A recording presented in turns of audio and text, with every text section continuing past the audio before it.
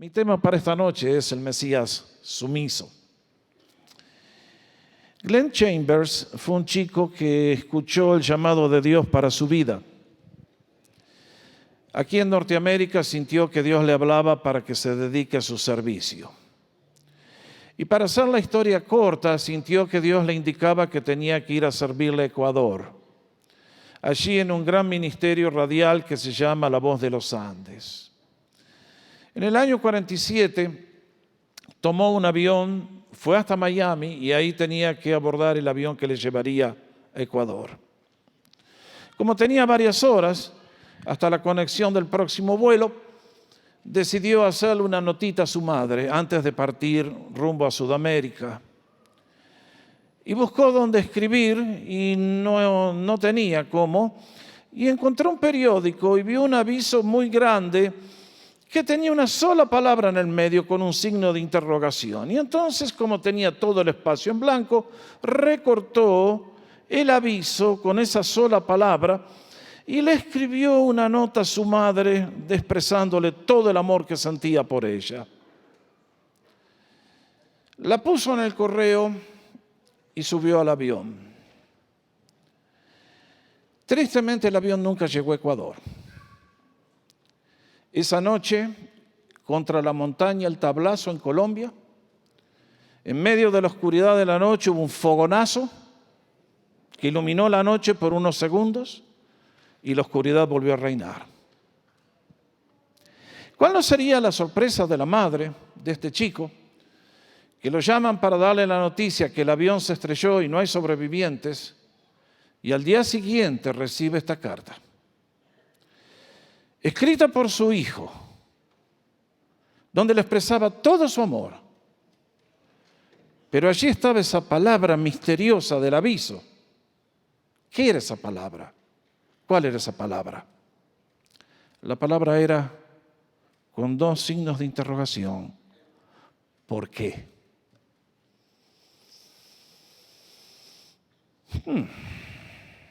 Me imagino los sentimientos de aquella madre cuando abre el sobre y ve aquella tremenda palabra. ¿No lo ha sentido usted de la misma manera a veces? Cuando ocurre algo que no podemos explicar, nos preguntamos, ¿por qué esto? ¿Por qué a mí? ¿Por qué ahora? ¿Qué sentido tiene todo esto que ha ocurrido? Eso lo hemos experimentado cada ser humano que vive en este mundo. Cuando nos encontramos con cosas que desafían nuestra imaginación, nuestra comprensión, nuestra razón. Tantas veces nos hemos encontrado frente al misterio de la vida, la eternidad, de dónde venimos, a dónde vamos. ¿Y qué sentido tiene su existencia, la mía, la luz? Y encima nos hablan de Dios. ¿Y cómo encajamos todas las piezas del rompecabezas dentro de ese plan? Si usted alguna vez ha sentido que el por qué no tiene respuesta, le acompaño a que me venga conmigo estos días cuando Cristo colgó entre el cielo y la tierra para ser su Salvador, y va a encontrar que tampoco tiene mucho sentido desde la perspectiva humana. Como les dije tantas veces, la muerte de Cristo en sus días fue un sinsentido. La gente que vio ese espectáculo, muchos de ellos no entendieron nada. Ni siquiera sus seres más cercanos y más queridos.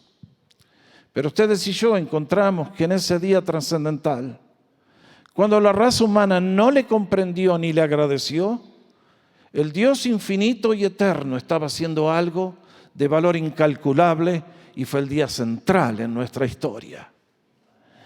La profecía de Isaías tiene un anticipo detallado de lo que el Señor haría.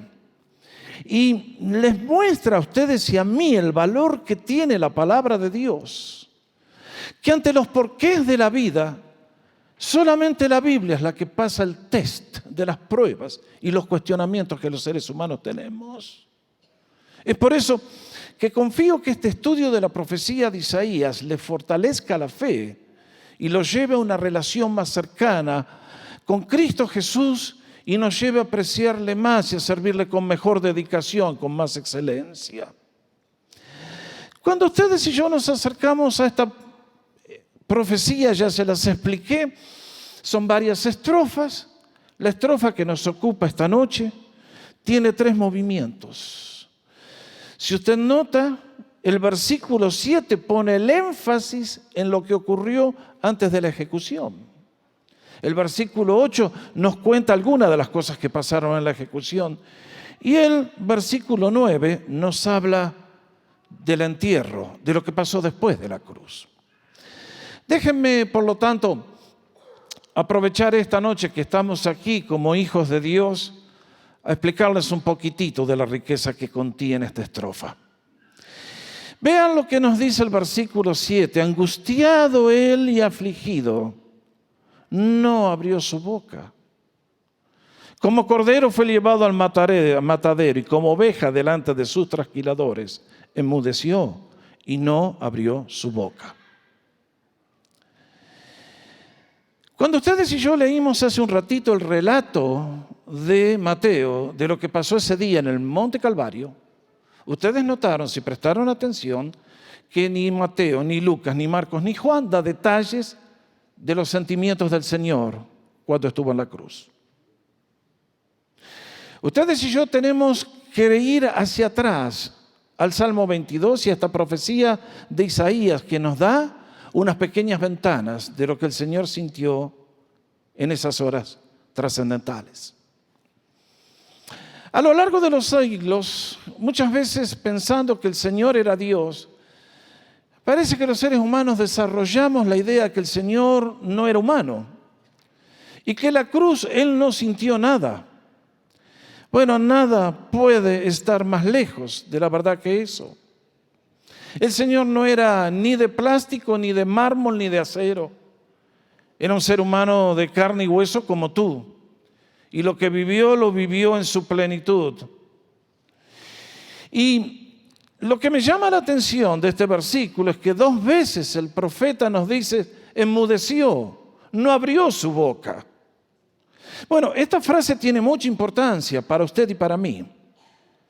En primer lugar, cuando él dice en la primera línea, angustiado él y afligido, no abrió su boca, nos está recordando que él asumió voluntariamente la misión que el Padre le había encomendado. Que en algún lugar en la eternidad pasada, la Santísima Trinidad, misterio de misterios, trazaron un plan y un decreto eterno por el cual se regiría toda la historia humana.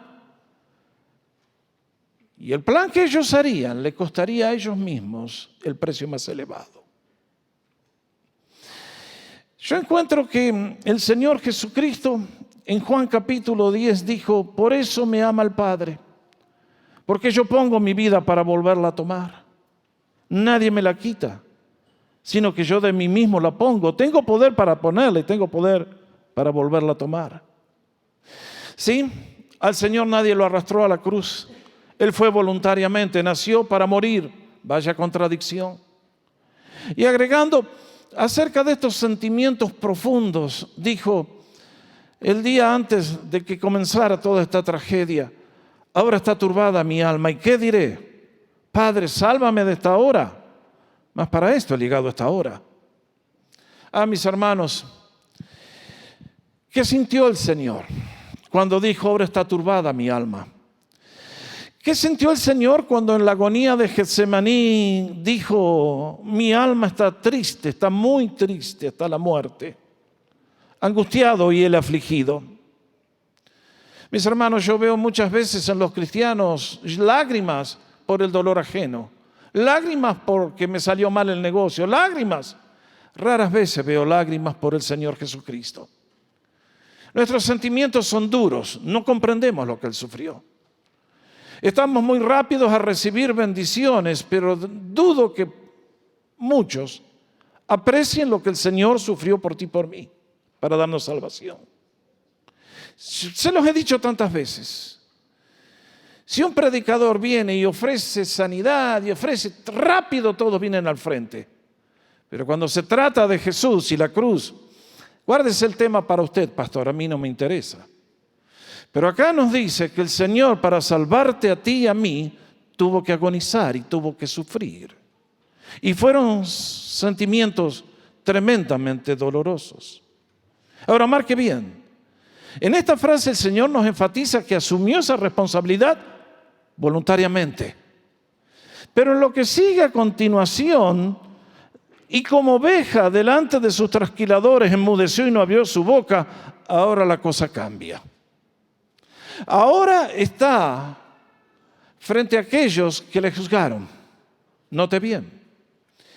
¿Qué comparación la que usa el profeta? Nos dice como una oveja, como un cordero solo, tuvo que enfrentar aquel calvario, como le decimos. Ninguno de sus amigos se identificó con él. Judas le traicionó, todos se fueron, lo dejaron solo. El Señor tuvo que caminar este camino solo, no había quien le acompañara. Y lo más notable es que ahora, frente a aquellos que le juzgan y le van a mandar a la cruz, el Señor guardó silencio. Vean ustedes lo que dice el Nuevo Testamento. Tan pronto el Señor fue tomado en Getsemaní, fue llevado a la casa de Anás, el suegro del sumo sacerdote. ¿Y qué encontramos que nos dice el relato bíblico? Y levantándose el sumo sacerdote le dijo: ¿no respondes nada? ¿Qué testifican estos contra ti? Mas Jesús, ¿cómo dice? Callaba. Luego el Señor fue llevado a la mañana frente a Pilato. Y otra vez la gran sorpresa del gobernador. Y siendo acusado por los principales sacerdotes y por los ancianos, nada respondió. Pilato entonces le dijo: ¿no oyes cuántas cosas testifican contra ti? Pero Jesús no le respondió ni una palabra. De tal manera que el gobernador se maravillaba mucho. Pilato, tratando de sacarse el problema de las manos, se entera que está Herodes y le dice: este es Galileo, que vaya con Herodes.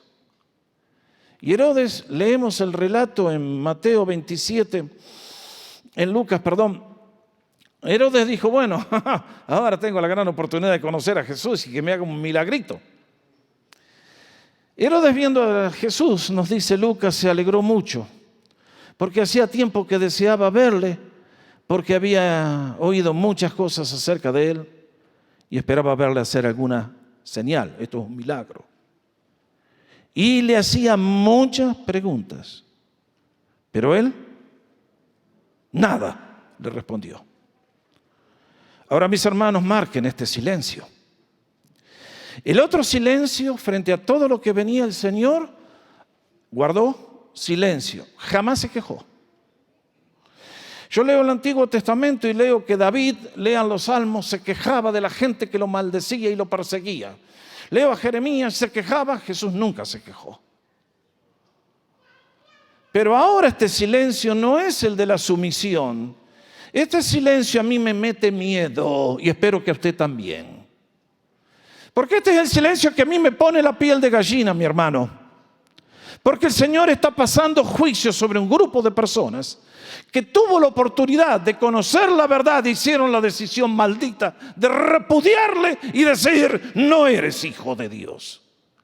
Y lo que Jesús está diciendo con este silencio es: muchachitos grandecitos, creciditos, ustedes han hecho la decisión y es una decisión maldita y no tengo más nada que decirles, porque han pisoteado a mi persona, han rechazado la luz y lo único que les espera es el juicio. Ahora ustedes son los jueces, yo soy el condenado, pero no olviden que va a llegar el día cuando toda la raza humana tendrá que comparecer delante del gran tribunal y yo seré el juez y ustedes son los que van a dar cuentas. Y mis hermanos, qué tremendo. Si hay algo que yo le tengo miedo a Dios es que Dios no me hable más. Le tengo terror a eso. Porque el día que Dios ya no te habla es porque Dios te ha dado las espaldas y te ha condenado. Mis hermanos, los seres humanos escuchan el evangelio y se levantan y como borrachos salen a seguir su vida. El día que Dios no te hable más, te vas para siempre. Esta gente, Herodes, Pilatos, Anás, Caifás, se perdieron para siempre. Nunca más volvieron a tener una oportunidad. El domingo el Señor resucitaría. ¿Los fue a buscar a ellos? Nunca. Estaban condenados. Ustedes que escuchan el Evangelio una vez, 2 veces, 3 veces, 4 veces, 10 veces y no viene la luz se va a apagar, mis hermanos. Y Dios no va a llamar nunca más. Dios esta noche tal vez te está hablando al corazón y golpea la puerta y te dice, recíbeme, ábreme. Tú dices, no, más tarde. Llega el momento cuando no vas a poder recibirle aunque quieras. Conocí la historia verídica de una pareja de novios que un día llegaron a la iglesia y escucharon la voz de Dios que les decía, es el momento de ser salvos, es el momento de aceptar a Cristo, es el momento que tenemos que hacer la decisión. Y esta pareja salió de la iglesia diciendo, querida, el pastor hoy habló clarito, ¿no pensás que tenemos que aceptar al Señor en este día? Y ella le dijo, pero querido, viene la boda pronto, ¿cómo vamos a estar haciendo este tipo de decisiones? La boda es más importante. Bueno, ok, esperemos después de la boda. Pasó la boda, querida, no tenemos que aceptar, el Señor nos ha hablado. Pero querido, viene nuestro primer hijo, tenemos que prepararnos para lo que viene, por favor. No es el momento, más tarde. Pasaron los meses, nació el hijo. Querida, tenemos que hacer una decisión por Cristo. No es el momento porque los chicos están por empezar la escuela, hay que preparar. Llegó un momento cuando él estaba en el trabajo y recibió una llamada que nadie quisiera recibir. Venga al hospital, su esposa está agonizando. Ha habido un accidente en la carretera y ahí está en la emergencia, en la sala de cuidados intensivos. Los prospectos del médico le dijeron, no pasa más de 4 o 5 horas, lo siento mucho. La ciencia ya no tiene más nada que hacer. Este muchacho, este esposo joven, le dice, querida, acepta a Cristo, vas a saltar a la eternidad, ¿qué vas a hacer sin Cristo? Y ella le dijo, no puedo aceptarle. Muchos de ustedes tienen corazón duro para el Señor. Yo tiemblo por usted. Porque no sé cuántas veces más Dios le va a hablar al corazón para decirle, hijo, te estoy buscando. Quiero que me aceptes y tener una relación contigo. ¿Qué vas a hacer? Cuando el Señor se calla, a mí me mete miedo. Por eso, la frase del escritor de la carta a los Hebreos, nuestro Dios es fuego consumidor. Hoy estamos cómodamente sentados en su casa con aire acondicionado, disfrutando las bendiciones de América, disfrutando todo lo que el Señor te da por su gracia. Pero watch it. Porque a todos los que un día le repudiaron va a llegar el día del fuego. Y dice la Biblia, horrenda cosa es caer en manos del Dios vivo. Horrenda cosa es caer en manos del Dios vivo. Yo respeto a Dios. ¿Y usted? Cuando hace sus decisiones, ¿lo tiene en cuenta? ¿Lo honra? ¿Se guía por su palabra? ¿O usted es uno de los tantos que vive de acuerdo a los patrones de nuestra sociedad, ciega y perdida a los ojos de Dios y de la eternidad? Primera línea de la estrofa. Pero la segunda línea avanza. Y si encontramos que en el versículo 7 están los procedimientos que precedieron la crucifixión. En el próximo versículo, el profeta nos recuerda lo que pasó y lo que ocurrió durante las horas de la cruz. Dice, por cárcel y por juicio fue quitado. Y su generación, ¿quién la contará? Hello, ¿de qué estás hablando, Isaías? Está hablando de lo que ocurrió después de Getsemaní. Cuando ustedes detienen a una persona en el día de hoy, la policía lo toma y lo lleva a la cárcel, a una prisión chiquita, la comisaría diríamos, para que se lo detenga allí hasta que la corte se organice y se le puedan presentar los cargos de manera correcta, legal. Al Señor Jesús no le hicieron eso. El Señor Jesús fue atrapado la noche del jueves, una noche como la de ayer, con la luna llena como esta noche, igual, en el jardín de Getsemaní, Y en lugar de llevarlo a un lugar donde iba a ser detenido, leímos juntos que fue llevado a la casa del suegro del sumo sacerdote. Y si leen el relato, se ve que fue toda una tramoya, ¿conoce el término? Una patraña, algo ilegal, morboso, fuera de la ley, para que mientras tanto en la casa del sumo sacerdote se juntaran todos los miembros del concilio. Había que darles tiempo. Y nos dice que comenzaron a preguntarle y bueno, muy bien. Allí fue.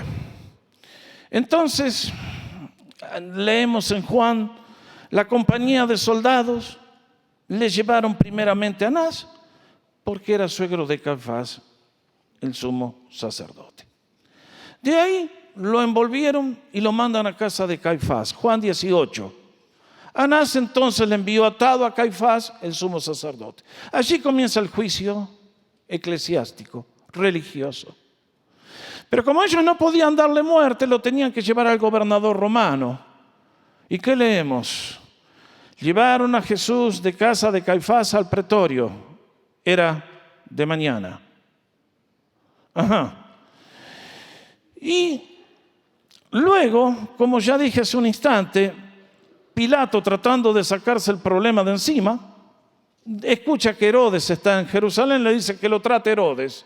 Y para ahorrar tiempo, que Herodes lo manda de regreso a Pilato diciendo, no tengo nada que ver.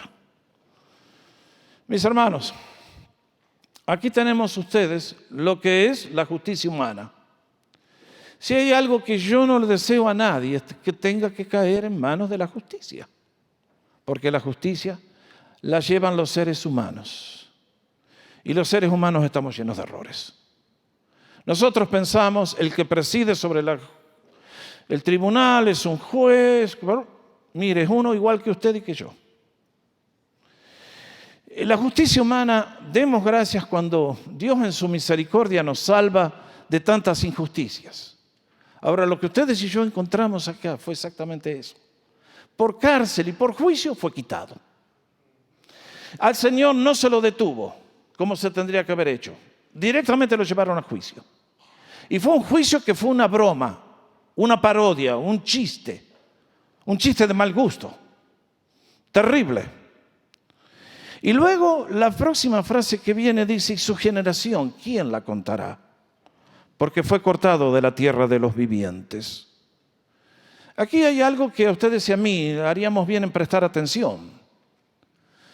Porque Jesús tenía 33 años al morir y él nunca se casó ni dejó descendencia.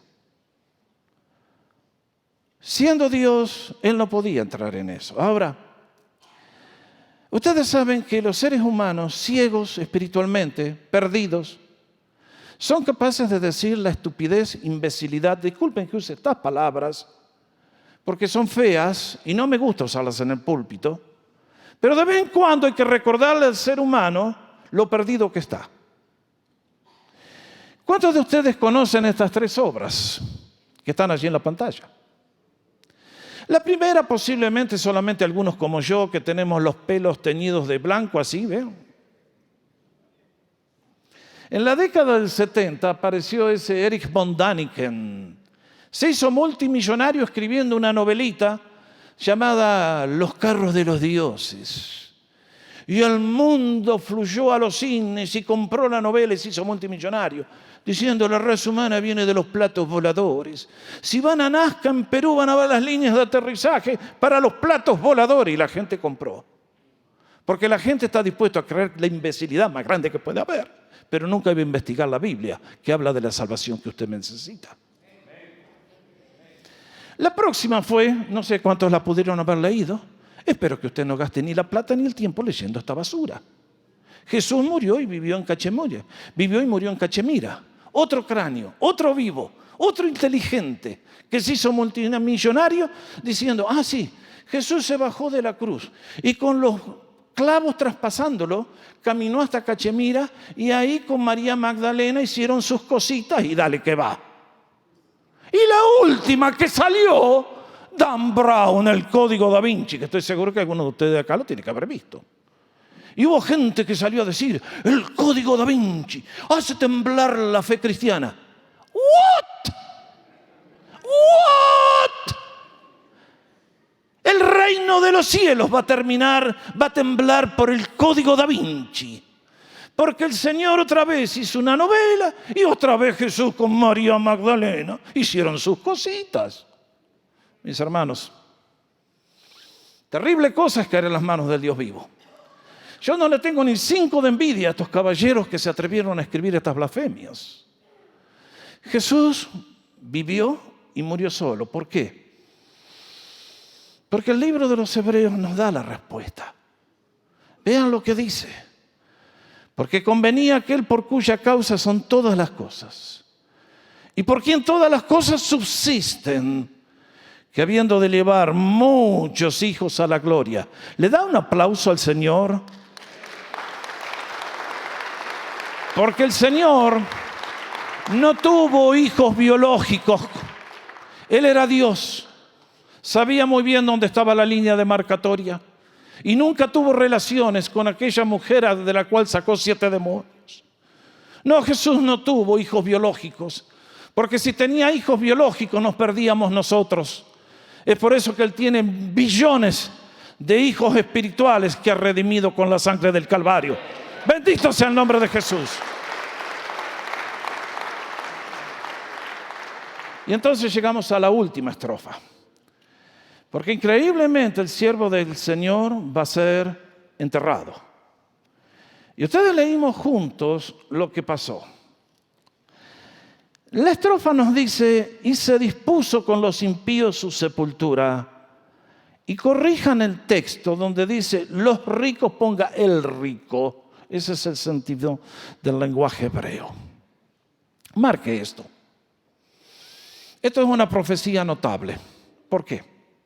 Otra vez los cráneos, los vivos, los inteligentes, los sofisticados y los eruditos.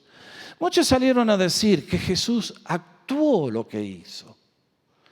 Que él había leído el Antiguo Testamento y entonces hizo todo lo que estaba escrito, porque era un tipo muy inteligente. Qué interesante. Y hay gente que lee eso y compra. Bueno, mis hermanos, en el momento que Cristo murió, ya no podía controlar lo que pasaba. O un muerto controla las cosas. ¿Qué piensan ustedes? No se puede. Y aquí Isaías nos recuerda que el plan de los judíos y de los romanos era tomar el cuerpo de Jesús y echarlo a una fosa común con todos los malhechores. Ustedes saben que el que moría en la cruz era un paria, un maldito, un desgraciado. Y tal persona tenía que ir a parar a una fosa común con todos los malhechores que morían en la cruz. Roma no crucificaba a ninguno de sus ciudadanos, era solamente para los gentiles. El peor crimen de un romano nunca iba a la cruz, pero los de afuera que iban a la cruz, luego a la fosa común. Y uno dice, ese era el destino que le esperaba al Señor. Ahora el Señor estaba muerto, ya no lo podía controlar. Ya no podía controlar que a él no le quebraran las piernas. Y como decía la profecía, nadie le quebró las piernas. A los ladrones sí. Como decía la profecía, fue traspasado su costado. El Señor no actuó eso. Y ahora llega el momento de la sepultura. Y estoy seguro que los judíos rápido le van a decir a Pilato, hay que enterrarlos estos 3 a la fosa común. Y de repente aparece José de Arimatea. Y leemos en Mateo, cuando llegó la noche vino un hombre rico. Qué coincidencia, mire, rico. La misma palabra de Isaías. Mas con el rico fue en su muerte, llamado José, que también había sido discípulo de Jesús. Este fue a Pilato y pidió el cuerpo de Jesús. Entonces Pilato mandó que se le diese el cuerpo. ¿Qué tal? Hasta ahí nadie se había identificado con el Señor. Ahora finalmente de las sombras aparece un hombre, José de Arimatea. Y uno dice, Señor, que te mueves de maneras misteriosas. Tu espíritu sopla de donde quiere y influencia a quien sea. Y movió el corazón de este hombre y movió el corazón de Pilato. Y le dice, sí, denle el cuerpo a José. Y ustedes y yo leímos juntos cómo el Señor realmente fue puesto en una sábana limpia. Ahora, esto es para ustedes, mis hermanos, porque no quiero seguir usando la palabra necios. Pero hay algunos que dicen que Jesús nunca murió, que la resurrección fue porque se levantó del desmayo. Ustedes y yo leímos que cuando José de Arimatea tomó ese cuerpo, ¿ustedes creen que si tenía un signo vital no hubiera llamado al 911 para que lo rescaten? José no hizo eso, porque Jesús estaba muerto.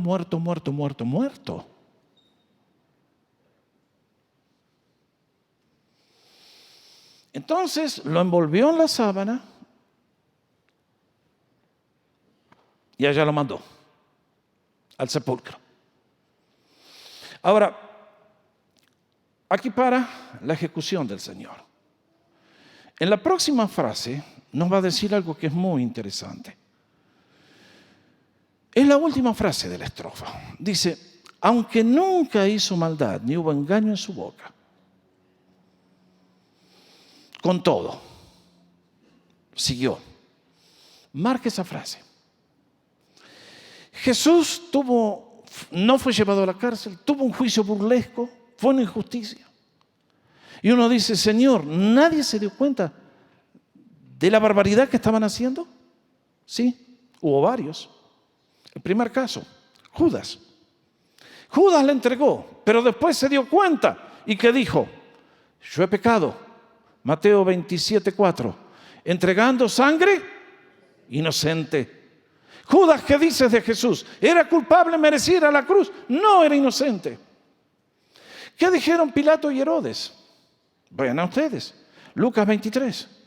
Entonces Pilato, convocando a los principales sacerdotes, gobernantes y al pueblo, les dijo, me han presentado como un hombre que perturba al pueblo, pero habiéndole interrogado yo delante de ustedes, no he hallado en este hombre delito alguno de aquellos de que le acusan. Y ni aun Herodes, porque lo remitía a él. Y aquí nada de muerte ha hecho este hombre. Ahí está. Nunca hubo maldad, ni hubo engaño en su boca. Jesús nunca hizo un acto que estuviera destinado a dañar a alguien. Solamente buscó el bien supremo de toda la raza humana, como lo sigue buscando en este día. Ni hubo engaño, nunca vendió humo para sacar algo beneficio personal para él. Así era nuestro Señor. Y sin embargo, leemos, y aquí termina la línea, con todo eso Jehová quiso quebrantarlo, sujetándole a padecimiento. Y aquí honestamente, mis hermanos, para mí personalmente, mi mente dice, hasta aquí llego, no puedo más. Vuelvo a Hebreos capítulo 2, que leímos hace un ratito. Porque convenía aquel por cuya causa son todas las cosas, que habiendo de llevar muchos hijos a la gloria, perfeccionase por aflicciones al autor de la salvación de ellos. Bueno, queridos, yo acá, mi mente finita humana no puede comprender lo que Dios hizo, honestamente. Que Dios mismo haya decidido quebrantar a su Hijo, cargándolo con tu pecado y el mío, y que sufriera lo que sufrió. Discúlpenme, yo soy muy inteligente y educado. Pero si usted me dice a mí, ay, para seguir a Jesús te tenés que cortar un dedo, ¿cuántos aceptan eso? Vamos, es un buen deal. Todavía te quedan 9. A ustedes a mí nos hacen un tajito y lloran. Que el Señor haya llevado a su propio Hijo y que Él mismo cargara semejante dolor. Uno se tiene que preguntar la pregunta del comienzo, ¿por qué, Señor? Bueno, mis hermanos, aquí estamos frente al misterio de los misterios. Y es que vuelvo al tema que dejé incompleto el domingo, porque ya ven que la estrofa tiene demasiada carne. Llegando al final de este estudio, quiero dejarles tres desafíos. Primero, vuelvo a reiterarles la extrema gravedad del pecado. La extrema gravedad del pecado. Nosotros pensamos que el pecado es una baratija, es algo sin importancia, es algo que el pastor Jorge inventó para asustar a los tontos. Cuidado. Juntos vimos el domingo pasado en el versículo 5 que Él murió por nuestras transgresiones, por nuestras iniquidades, por nuestros pecados, y ahora en la segunda línea vimos que por la rebelión de mi pueblo fue herido. Cuarta palabra para este tema. Cuarta palabra. Cuarta. Mis hermanos, el pecado es cosa grave. Ahora, a mí lo que me asombra de los seres humanos es que tenemos una falla mental tan grave que habiendo gustado las consecuencias del pecado, todavía queremos seguir abrazándolo. Les hago la pregunta a todos ustedes que están acá esta noche. ¿Cuántos de ustedes crecieron en un hogar bajo maldiciones generacionales? ¿Qué quiero decir? Un día allá en el colegio en Texas, me encontré con una señorita que me estaba escuchando en la radio explicar lo que voy a explicar en los 10 mandamientos los viernes que estoy enseñando.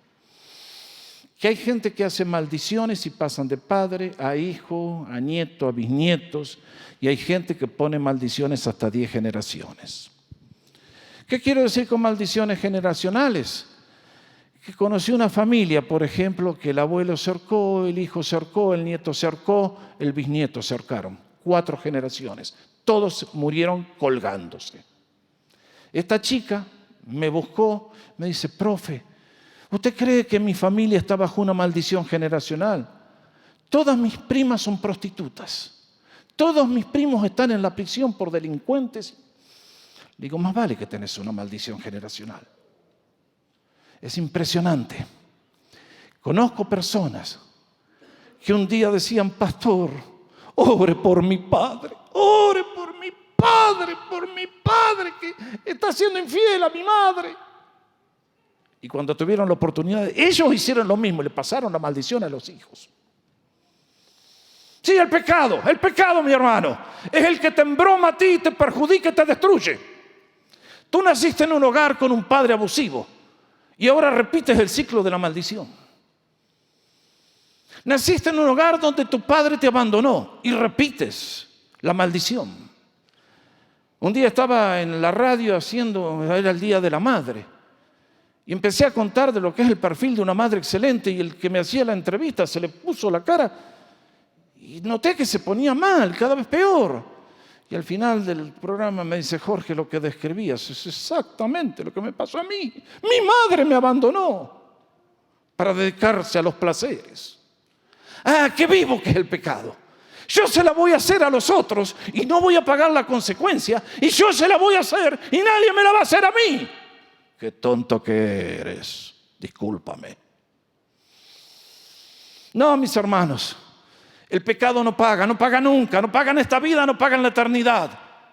Por esos pecados Cristo tuvo que ir a la cruz, para darte a ti y a mí la posibilidad de romper ese ciclo y por su poder levantarte una vida nueva, por el poder del Espíritu Santo. Es por eso que ustedes me escuchan decir a mí, déjame de embromar con la consejería. Podés ir a un consejero por 20 años y vas a seguir siendo el mismo pecador refinado, pero no te saca nadie de la jaula donde estás encarcelado. Ven a Cristo y vas a conocer lo que es el poder libertador.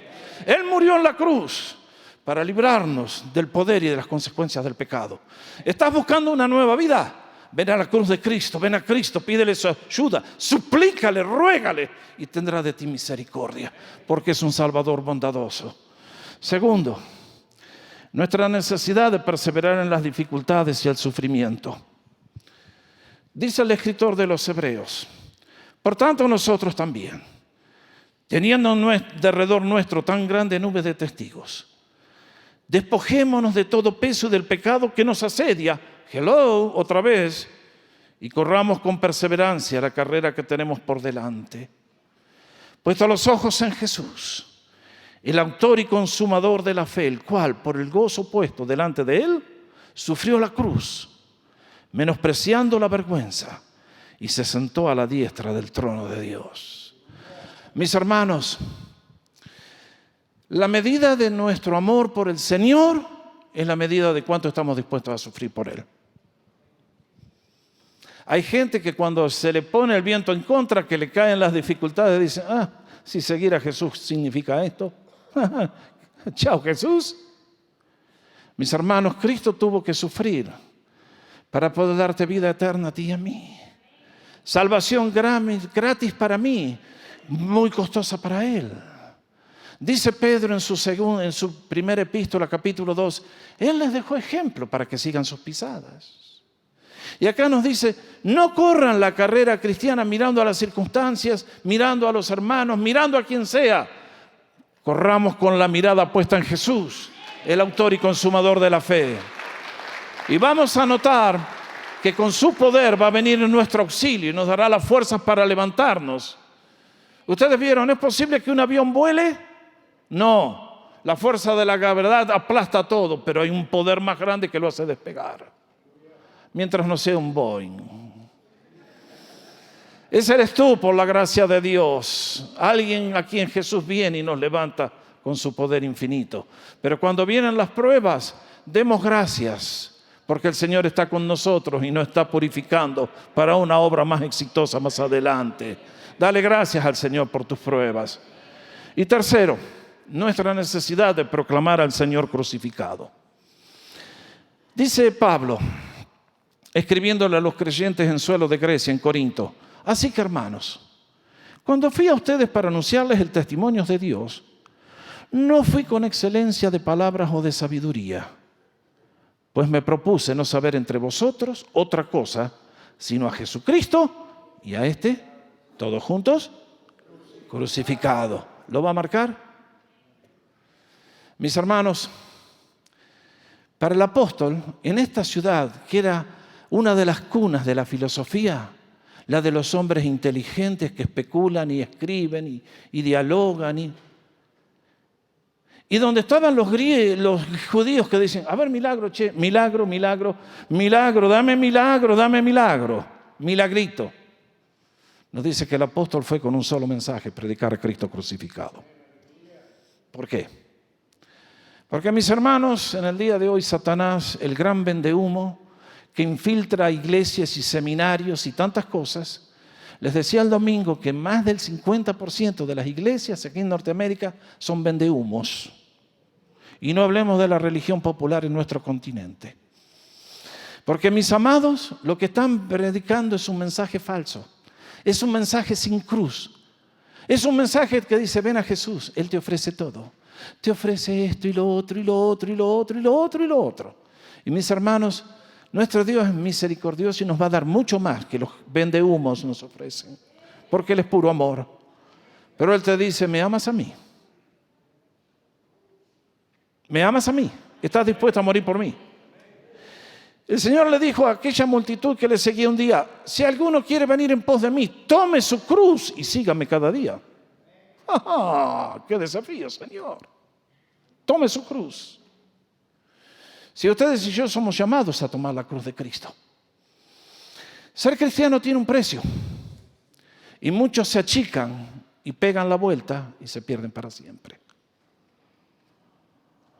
Jesucristo dijo, el que oye mis palabras y las pone por obra, yo lo voy a comparar a un hombre sabio que construyó su casa sobre la piedra. Y nos desafió diciendo, hay dos caminos.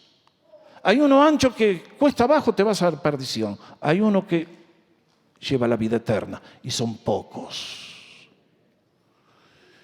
Muchas veces le protesto al Señor, digo, pero Señor, ¿por qué son tan pocos los que se salvan? Yo quisiera que se salven todos. El Señor me dice, quédate piola, hermano. Quédate tranquilo, yo sé lo que estoy haciendo. La salvación es por gracia. Es un regalo mío que se lo doy a todo aquel que quiera creer en mí. A todo aquel que quiera pagar el precio de seguirme en el camino como un hijo mío y un discípulo. Es por eso que Pablo no fue a vender humo a Corinto. Fue a predicar: Cristo fue crucificado.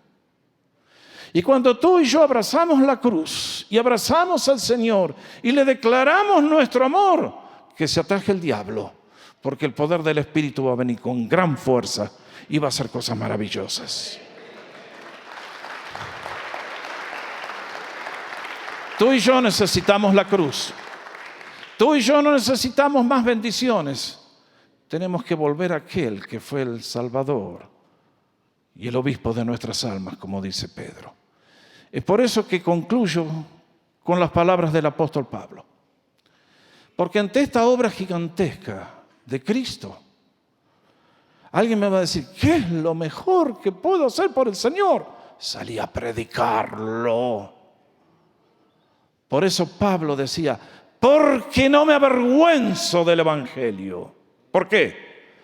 Porque es poder de Dios para salvación a todo aquel que esté dispuesto a creer. No importa si es judío, si es griego, chino, hindú, hispano, quien sea. Ese es el poder de Dios. Yo estoy muy orgulloso de ser cristiano. Estoy muy orgulloso de pertenecer a Jesús. Estoy muy orgulloso de predicarlo. Estoy muy orgulloso de ser su hijo. Fue todo por su gracia, fue todo por su amor. Bendito sea el nombre de Jesús por los siglos de los siglos. Denle un fuerte aplauso al Señor. La cruz de Cristo es nuestro gran camino a la victoria. Bendito sea el nombre de nuestro Salvador. El Señor les bendiga.